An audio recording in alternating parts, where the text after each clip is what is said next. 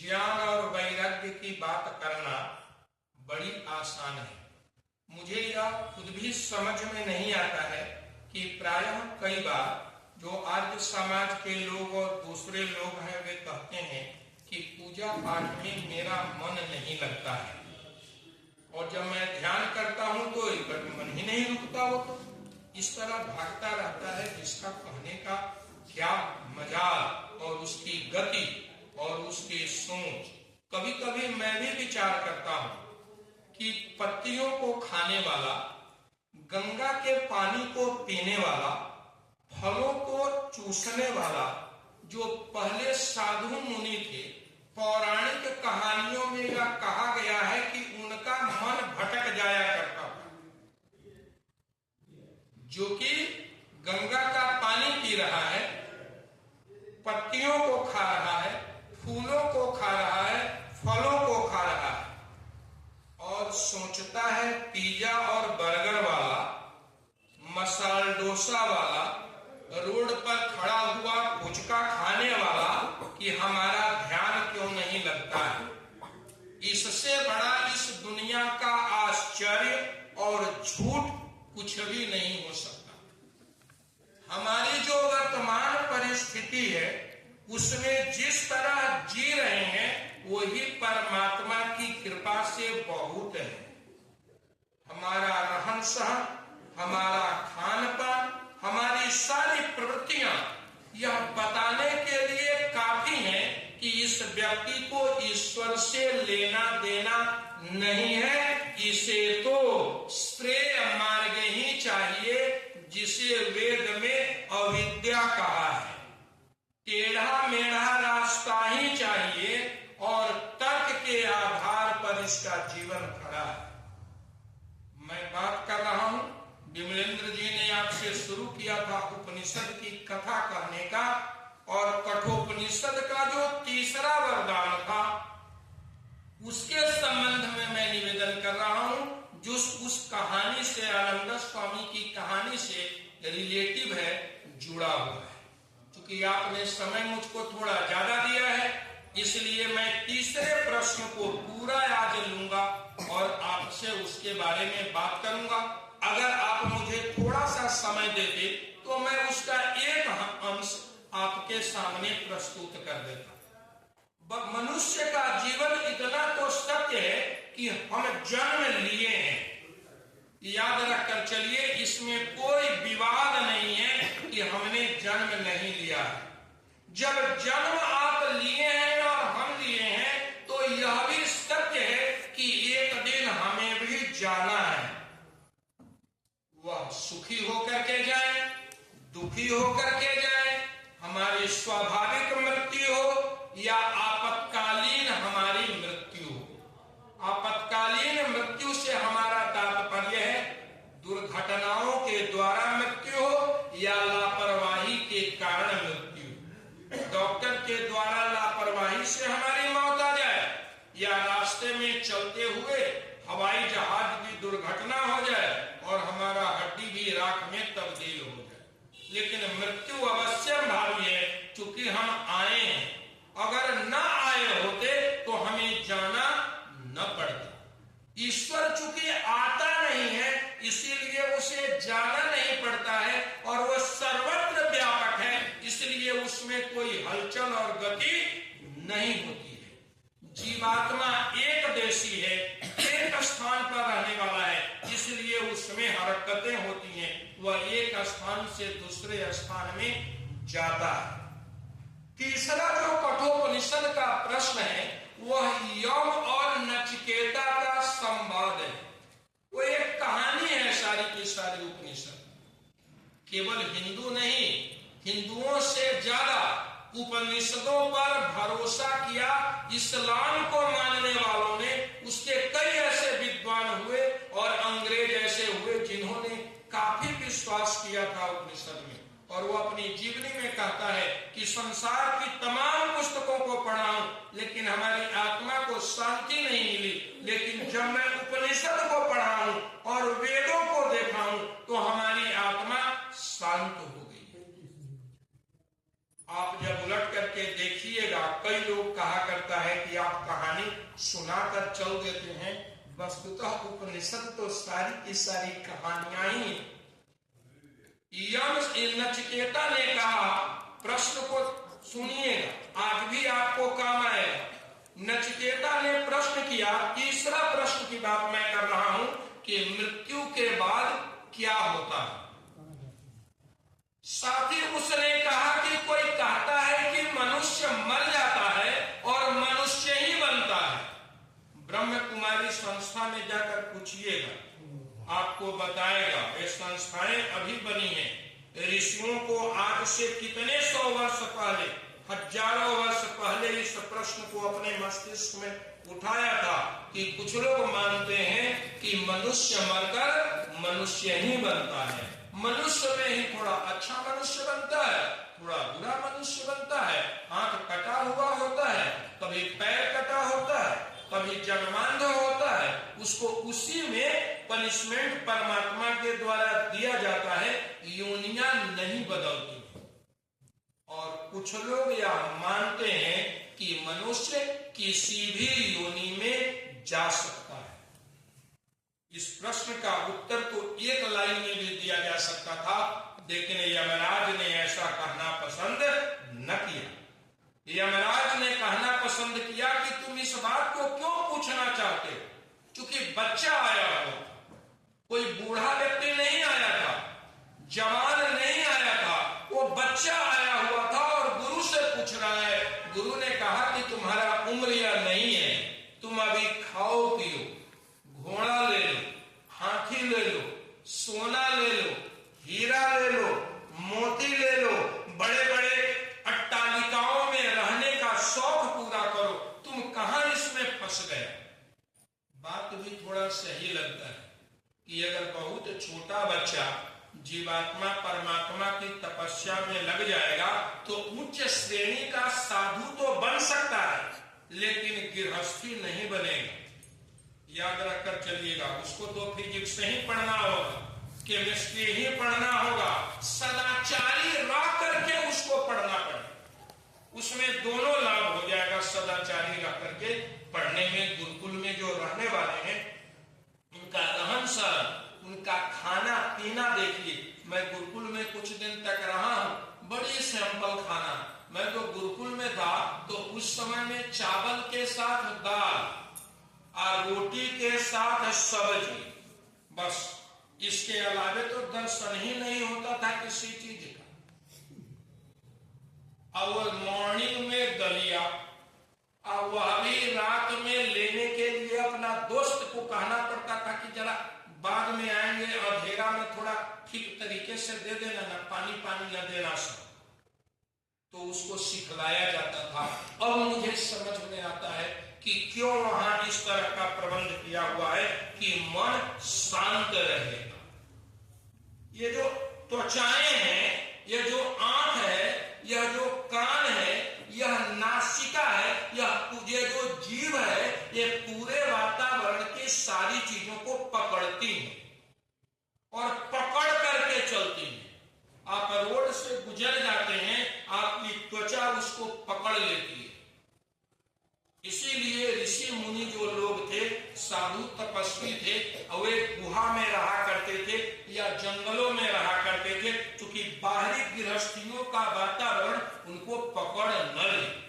तब आप कहिएगा महर्षि दयानंद का क्या था? तो महर्षि दयानंद इस स्टेज से ऊपर उठ गए थे, इसलिए गृहस्थियों के बीच रहते हुए भी उन पर असर नहीं करता। अगर उस स्टेज को आप भी प्राप्त कर लीजिएगा तो आप गृहस्थ में रह करके भी आपको असर नहीं करेगा।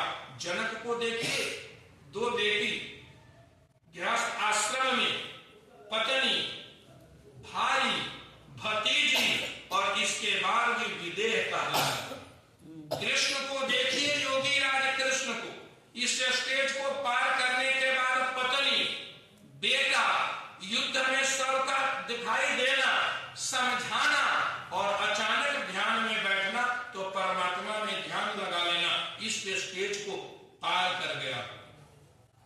तो जो व्यक्ति ये स्टेज को पार कर जाता है उसके लिए फिर समस्याएं नहीं होती। लेकिन शुरू में जैसे दही में आपने दूध में थोड़ा सा दही डाल दिया और डालते ही आपने उसको हिलाना शुरू कर दिया, हर आधा घंटा पर हिला दे रहे हैं, वो खाक जमेगा। अपनी बेटी की शादी दूसरे के घर में कर दिया और हर 10 मिनट पर 2 घंटे में सवेरे दोपहर शाम आप पूछ रहे हैं, तुमको कोई डांटा नहीं है ना, तुमको कुछ बोला नहीं ना है, तुमसे काम नहीं ना करवाया है। अगर बर्तन धुलवा रहे तो हमको कहना, हम पहुंचते हैं, तो लाठी लेकर तो आप अपने घर में खड़ा है लड़ने के। उस घर की सभ्यता और संस्कृति को वह कब सीखेगी? स्वाभाविक बात है कि वह नहीं सीखेगी, वहां पर वह जम नहीं पाएगी, समस्याएं पैदा होंगी। इसलिए समस्याओं को अगर आप मिटाना चाहते हैं तो जीवन में स्थिरता लाइए, दही में स्थिरता लाइए। यमराज ने पहले तो मना कर दिया कि इस बात को हम नहीं बताएंगे, फिर यमराज ने कहना शुरू किया, इस प्रश्न को पूरा ही कर लीजिए। यमराज ने कहा कि वर मत मांगो, ऐश्वर्य मांगो, भौतिक दुनिया की बातों को मांग लो। तो नचिकेता ने कहा कि यही तो समस्या है कि जिसको आप अनित्य कहते हैं उसी चीज को मांगने के लिए कहते हैं। जो अनित्य चीज है, जो नासमान चीज है, और आप उसी को दिखला रहे हैं कि यह मांग लो, यह घोड़ा ले लो, हाथी ले लो, वैराग्य न मांगो, वह रहस्य न समझो। यही तो मैं कहना चाहता हूं कि जब ये अनित्य है, ये संसार अनित्य है, तो हमको क्यों धकेल रहे हैं इसी की तरफ? इससे हमको क्या मिलने वाला? अब यमराज ने कहा कि यह बच्चा मांगने वाला नहीं है, ये बार बार प्रश्न पूछ रहा है, इसका मतलब है कि इसके अंदर कुछ नई चीज सीखने की इच्छा है। जैसे महर्षि दयानंद ने, तो गुरु ने कहा कौन? तो महर्षि दयानंद उत्तर देते हैं, यही तो जानने आया। कोई प्री प्लानिंग नहीं था, ऐसा नहीं था कि महर्षि ने सोचा था, ड्रामाबाजी किया था कि हमसे गुरु पूछेंगे तो मैं यह उत्तर दूंगा। आजकल ड्रामाबाजी बहुत है, और ऐसा ड्रामाबाजी है कि महर्षि दयानंद जैसा व्यक्ति भी अगर आ जाकर देखे तो वह भी सोचे कि हमसे तो ज्यादा अच्छा यह बोल रहा, इसकी प्रतिभा बड़ी तेज है। क्योंकि वह प्री प्लान्ड है। प्री प्लान्ड कभी भी उन्नति का साधन नहीं बन सकता। नेचुरल जितना अच्छा है उतना अच्छा कोई नहीं हो सकता। उसकी जो नेचुरल कैपेसिटी है, नेचुरल तौर तरीका है। कभी नेचुरल पौधों की सब्जी खा कर देखिए, और खाद दिया हुआ बाजार से जो बड़ा बड़ा बनाया हुआ सब है उसको खा करके देखिए, सौंफ को लेकर के देखिए, आपको पता चल जाएगा कि दोनों में कितना अंतर है। हमारा जीवन किस तरह से दूषित है, छोड़ा लेकिन जा नहीं सकता। समस्या यही है। जैसे अचानक मैं बोल दूं यहां से कि सब लोग चलिए भागते हैं या बिल्डिंग गिरने वाली, तो बिल्डिंग से हो करके भागना होगा। सोचिएगा बिल्डिंग छोड़ करके भाग जाए तो संभव नहीं है। अगर आप कभी यह सोचिए कि सब छोड़ छाड़ करके पत्नी को, बेटा को, बेटी को, अपने सारा कारोबार को छोड़ के चलते हैं, साधु बन जाते हैं, वो तरीका नहीं है। वहां 12 बजे रात में रोइएगा और कलेजा फाड़ फाड़ करके रोइएगा जब पत्नी की याद आएगी। आवश्यकता है कि पत्नी के साथ रहते हुए, बेटी के साथ रहते हुए जीवन को सधाना और समझाना कि इससे हमको बहुत मतलब नहीं है। कमल के पत्ते की तरह रहो तो कीचड़ में, लेकिन क्या मजा कीचड़ का एक बूंद भी उसको पत्ते को छू ले। यह एक्चुअली नचिकेता को यमराज समझा रहे हैं और कह रहे हैं संसार में 2 रास्ता है। एक रास्ते को श्रेय मार्ग कहते हैं, दूसरे रास्ते को पेय मार्ग कहते हैं। श्रेय मार्ग सांसारिक मार्ग है, अविद्या का मार्ग है, टेढ़े मेढ़े रास्ते हैं, यम नियम को पसंद नहीं किया जाता है। और प्रेय मार्ग विरक्ति का मार्ग है, विद्या का मार्ग है, सीधे चलने का मार्ग है, अध्यात्म योग का मार्ग। तो याद रखिए संसार में 2 रास्ताएं हैं। एक संसार के सुखों को भोगना, दूसरा रास्ता है संसार के सुखों को भोगते हुए उससे चिपकना नहीं। हम चिपकने के विरोधी हैं, चिपको नहीं, भोगना तो पड़ेगा ही। आप साधु बन जाइए, भूख तो लगेगी, उसको रोटियां तो चाहिए, वो फल तो उसे चाहिए, उसे उसे पानी भी चाहिए, श्वास भी उसे लेना होगा, ठंडक लगेगा तो कंबल भी उसे खींचना होगा, या भभूत देह पर रगड़ना होगा, कुछ न कुछ करना तो पड़ेगा। तो जीवन के दो रास्ते, श्रेय मार्ग और प्रेय मार्ग। दूसरा कहा कि अगर तुम प्रेय मार्ग पर चलना चाहते हो तो तुम ओम को समझो। वेद की जो मंत्र है, यजुर्वेद का जो अंतिम 40वां अध्याय है, उसका जो नीचे का मंत्र है, उस मंत्र में ओम शब्द को कहा कि ये परमात्मा का निज नाम है। यमराज ने कहा कि जो कुछ भी करो परमात्मा के अपने नाम को याद करो। अभी ये लड़कियां गा रही थी भजन, अब कितना समझती है तो भजन गाती है तो लगता है कि ये तो बहुत बड़ी योगी मनीषी है सब, नहीं, लेकिन जब इसको फिर देखते हैं खेलते हुए टिफिन में, तब लगता है कि नहीं, धरती पर का ही प्राणी है, ऐसा नहीं कि दूसरे लोक से यह आई हुई है। क्योंकि भजन तो किसी ने बना दिया, उसको उठा करके गा दिया, सही बात है, यादाश्त है, दिखता है।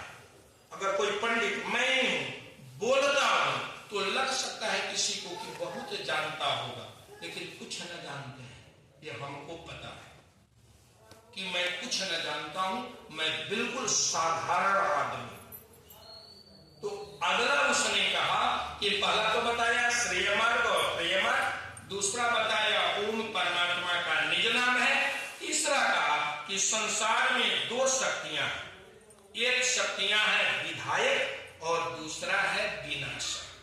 विधायक का मतलब है कंस्ट्रक्टिव, सृजनात्मक शक्ति, और दूसरा है विनाशक, डिस्ट्रक्टिव शक्ति।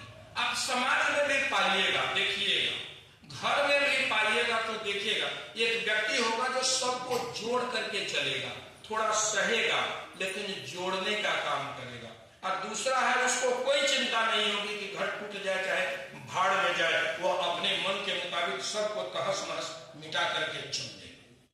ये जीवन में शक्तियां पाई जाती, समाज में शक्ति पाई जाती है। आप देखिएगा, समाज को चलाने के लिए जो चलाने वाला व्यक्ति है सहनशील होगा, और जो उन्मादी है वह तोड़ने का काम करेगा, बैठे बैठे सातिरबाजी रचेगा। कृष्ण इसी को समझते थे, उस राम ने थोड़ा कम समझा।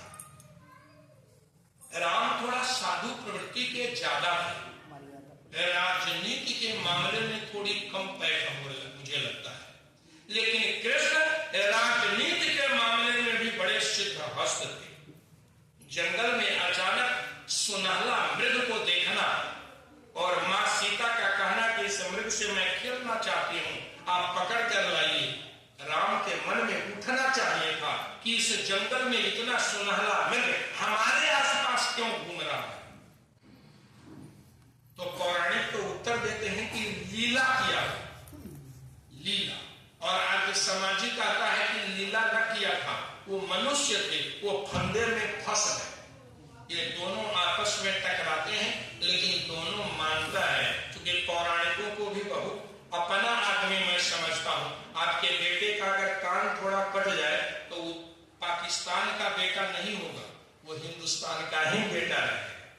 अगर कोई मूर्ति को अपना रख लिया तो उसके लिए तोप लाकर उड़ाइए नहीं, उसको समझाइए कि मूर्ति तो है लेकिन तुम्हें परिश्रम बहुत करना पड़ेगा। मूर्तियां तुम्हें युद्ध में, परीक्षा में मदद नहीं करेंगी, तुम्हें केवल याद रखने के लिए इन फोटो को रखा जा सकता है। स्मरण रहे कि ये महापुरुष हमारे यहाँ हुए थे, हम इनकी संतान। यादाश्त के लिए तो ठीक है, लेकिन चाणक्य ने आज से बहुत दिन पहले कहा था कि मूर्ति पूजा व्यवसाय का उत्तम साधन है। और आपने देखा कि एक नाविक कितना करोड़ कमा लिया, नहीं, पूरा जीडीपी उत्तर प्रदेश की बढ़ गई। कब हुआ? चाणक्य और योगी अभी वहां पर मनाया, और इस तरह का ब्रांडिंग किया कि सारा का सारा आर्थिक स्थिति उसकी मजबूत हो गई। तो धन कमाने के लिए अगर आप वहां फूल माला बेच लेते हैं तो ठीक है, मूर्ख लोग है ले जाएगा, चढ़ा देगा, पैसा दे देगा, आप आगे अपना कमा करके रुपया रख लीजिएगा। लेकिन जीवन के उन्नति का तो अध्यात्म में उसने कहा दो शक्ति, एक जिसको ब्रह्म और छत्र शक्ति, और विनाशक शक्ति का मतलब है मृत्यु की शक्ति। तो ये जो कंस्ट्रक्टिव है इसमें आपको ब्रह्म भी कहा और छत्र भी कहा। आप सुनिएगा मुख्यमंत्री का भाषण कभी, तो वो कहते हैं कि हमारे यहाँ दोनों ज्ञान रखना जरूरी है, एक हाथ में शस्त्र और दूसरे हाथ में शास्त्र। शास्त्र भी चाहिए और शस्त्र भी चाहिए। याद रखिए कर चलिएगा, अविद्या में पड़ा व्यक्ति चाहे जितना जोर लगा ले मृत्यु को प्राप्त करेगा, मुक्ति को प्राप्त नहीं करेगा। अगर उसे मुक्ति प्राप्त करना है तो उसे विद्या चाहिए, सत्य असत्य में अंतर चाहिए। ज्ञानात ऋते मुक्ति, मुक्ति के लिए ज्ञान अवश्यम भावी है। जिस किसी तरीके से भी ज्ञान को प्राप्त करना पड़ेगा, इसके बिना और कोई रास्ता वहां नहीं जाता है। यज्ञ करना चाहिए, लाखों टन घी डालने चाहिए, इसके इफेक्ट अलग तरीके के होंगे, लेकिन मुक्ति के लिए रास्ता तो यम नियम ही है। यम नियम के बिना नहीं चलेगा। कोई सोचता हो कि मांस खाकर मैं मन को एकाग्र कर लूंगा, नहीं होगा। कोई सोचता हो दूध 20 लीटर पी करके मन को एकाग्र कर लूंगा, तो भी मन एकाग्र नहीं। मांस से तो होगा ही नहीं, ब्लड प्रेशर भी बढ़ जाएगा। दूध से थोड़ा सा ठीक रहेगा, लेकिन बिल्कुल मन को एकाग्र करने के लिए तो बहुत कम दूध से भी जिया जा सकता है। उतना ही सांसारिक भोगों को भोगिए जितना से काम चले, उतना भोगिए जरूर जितना से काम चले। आगे चलिए, समझाते हुए उसने कहा कि ब्रह्म यज्ञ को प्राप्त करने के लिए, मुक्ति को प्राप्त करने के लिए, मरने के बाद क्या होता है इसे जानने के लिए पति पत्नी का संबंध समझना जरूरी। पत्नी यहां जीवात्मा है और पति यहां पर ईश्वर। जब तक इन दोनों के रहस्य को आप नहीं समझिएगा तब तक आप अमरत्व की प्राप्ति के दिशा में नहीं चलिएगा। जीवात्मा के जो नाम गिनाए हैं उसका नाम है, एक एक करके मैं आपसे निवेदन करता हूं। कहा कि जीवात्मा हंस है, जीवात्मा वसु है, जीवात्मा होता है, जीवात्मा अतिथि है। ये चार चीज याद कर लीजिए। जीवात्मा हंस है, जीवात्मा वसु है, जीवात्मा होता है और जीवात्मा अतिथि है। इन चारों को समझिए। जीवात्मा हंस है।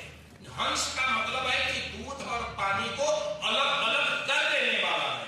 जीवात्मा, आपकी बुद्धि वैसी होनी चाहिए कि आप अनित्य और नित्य को समझिए। जैसे ही आप गुटखा देखिए तो समझिए कि इसको रोड पर है, पी रहे हैं, नाली बह रहा है बगल में, जरूर इसको खा लेंगे तो पेट में दर्द हो जाएगा, तो 2 कदम आगे बढ़ जाइए। आप हंस की चाल चलिए, सही और गलत को समझिए। कार से जाते हुए देख लिया गुटखा वाला, हाथ में जो पहना हुआ रहता है पतला वाला ग्लव्स, वो अभी नहीं पहना हुआ है, कैसे वो छू रहा है, उतर गया, भीड़ लगा दी, खाने लगा। अरे खाने का ही मन होता है तो साफ सुथरे जगह पर तो कम से कम चले जाते कि रात में पेट में दर्द न उठता। लेकिन रोड पर देखिए वो एक व्यापार का साधन। लेकिन आपके लिए नहीं। यदि आप गति करना चाहते हैं तो मन पर कमांड करना होगा। इसकी अभी मैं बता रहा हूं, समय तो बहुत भाग गया, 5 मिनट कैसे करें। तो चलिए, तो आप हंस की तरह चलिए, हंस बनिए जीवन में। दूसरा काम है वसु की तरह है। वसु का अर्थ है बसाने वाला और वसने वाला। आप गृहस्थी बनिए, संतान भी आपका हो। ऐसा नहीं है संतान नहीं हो, ऐसा नहीं हो कि पत्नी कुछ कहता भाग करके चल दिया, हम जा रहे हैं साधु होंगे। मैं अभी बताया कि पत्नी से लड़के जाकर साधु होइएगा तो 12 बजे रात में रोइएगा। यहाँ तो कम से कम नहीं लड़ लीजिएगा तो 2 दिन 1 दिन के बाद समाचार पूछ लिया करेगा। वहां समाचार पूछने वाला भी नहीं मिलेगा, जंगल में जाके सो जाइएगा। भालू चीता कोई समाचार पूछेगा नहीं। छोड़ने की बात मैं नहीं कर रहा हूं, तरीके से सेवन करने की बात कर रहा हूं। तो आप वसु बनिए। एक अच्छा गृहस्थ अच्छा वसु है, वो वसता भी है और समता भी है। बेटा बेटी के लिए भी करता है, पत्नी के लिए भी करता है, अपने लिए भी करता है, अपने लिए वश में रहता है और आराम से सब चीज को करते हुए भी सब में फंसता नहीं है। कुछ गलत भी कर दिया तो भी ठीक, कुछ अच्छा कर दिया तो भी ठीक। पत्नी बेटी से गलती हो गई तो भी ठीक, बेटी से अच्छा हो गया तो भी ठीक। अब उसी के पीछे पड़ करके प्राण लेने लगना उसका कि तुम गिलास क्यों तोड़ दिया, और लड़ाई घर में बखेड़ा पैदा कर दे।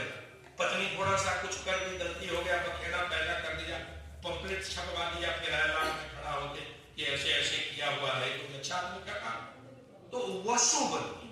तीसरा उसने बताया कि होता बनी। यज्ञवेदी पर होता बैठता है, दाना दानयो धातु है होता शब्द में, इसको समझिएगा कभी, प्रद्युम्न जी से भी समझिएगा या विमलेंद्र जी से। अंतिम बात मैं बताता हूं, और तिथि बनी।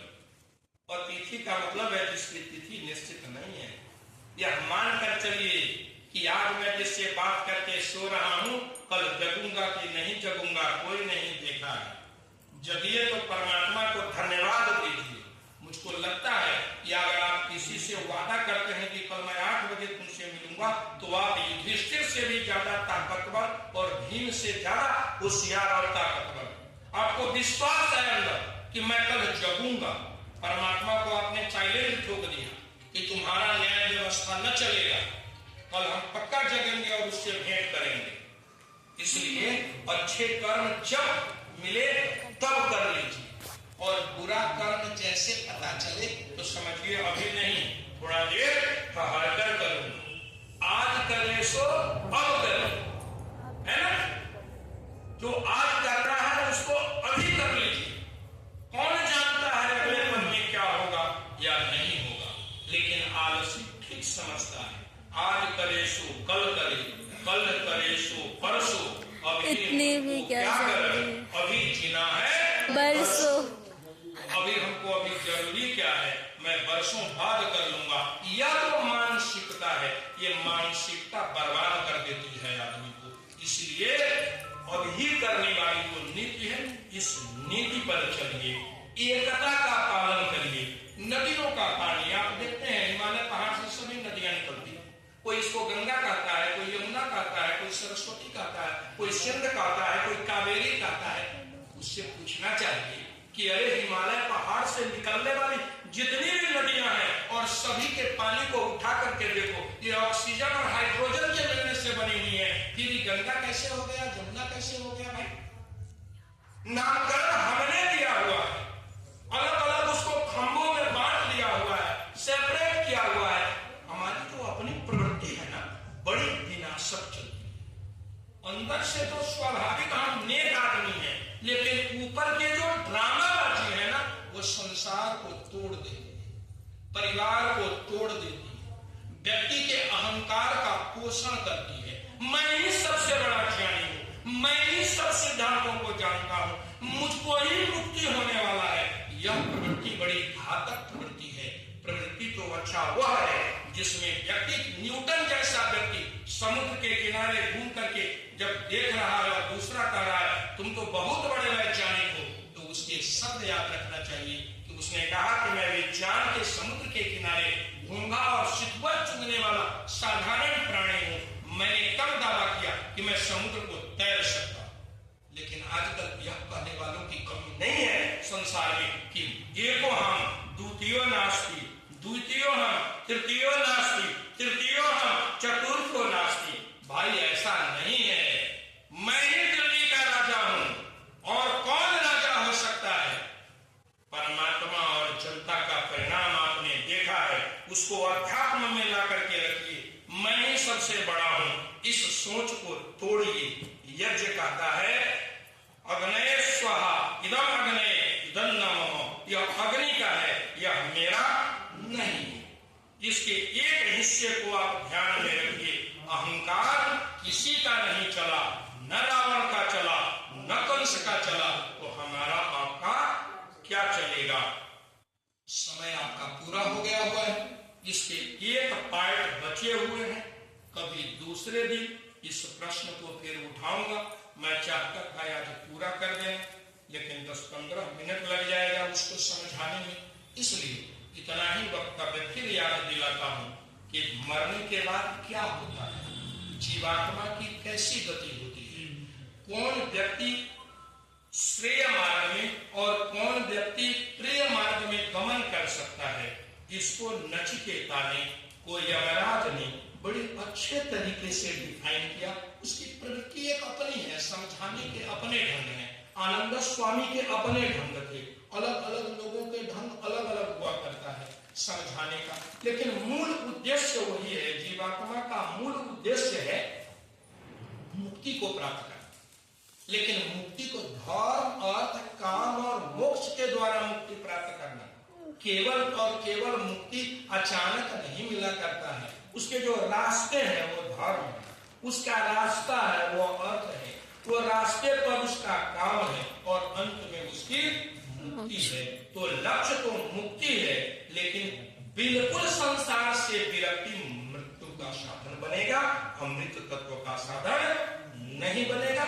इसको आप लिख करके रखिएगा। संभव है आपके विचार अलग हो, लेकिन उपनिषद और कठोपनिषद के जो विचार थे वह मैं आपसे बोला, क्यों